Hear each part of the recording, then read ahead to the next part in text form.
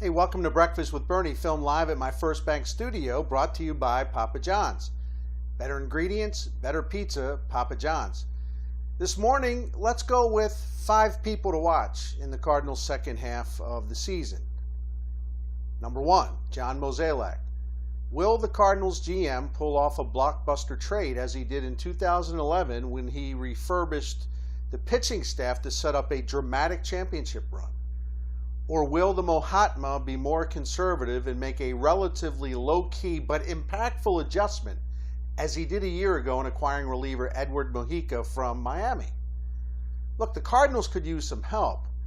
What they'll pursue depends on Mozeliak, who is likely exploring options ranging from the rotation to shortstop to a right-handed hitting center fielder to power up the bench a little bit.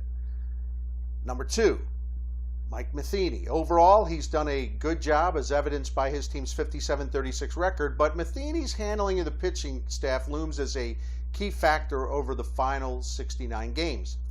Matheny figures to be confronted by some very tough choices in the starting rotation. He also must re-examine the workload he's been putting on his closer, Mujica, and the 8th inning specialist, Trevor Rosenthal. Number 3, Adam Wainwright. It's early, yes, to handicap that Cy Young race, but he's right in the hunt with Clayton Kershaw, Patrick Corbin, Matt Harvey, Jordan Zimmerman, Jeff Locke, and maybe even some others.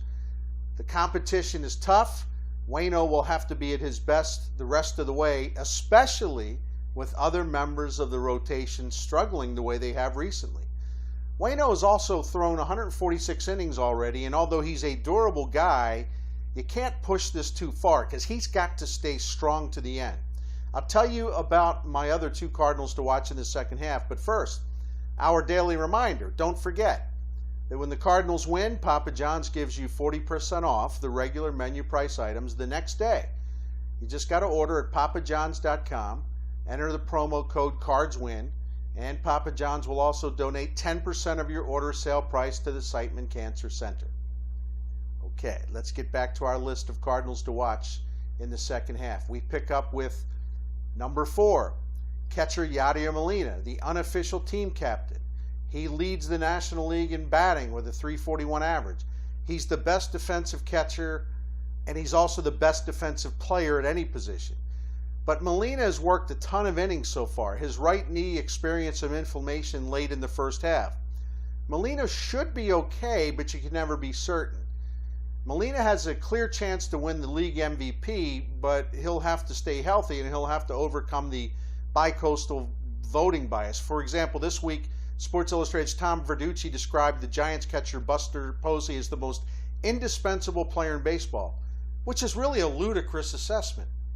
All right, number 5, third baseman David Freese. He's having a quiet year with only 5 homers and a .383 slugging percentage, which is pretty low. In his last 60 at-bats, Freese has no homers, 4 RBIs, and a .233 average.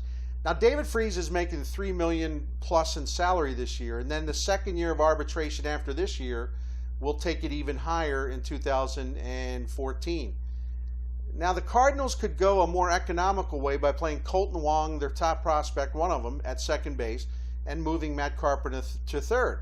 We're a long way from that decision, and I hope that Freese puts up some big numbers to give the Cardinals a reason to stay the course, but he's on the spot.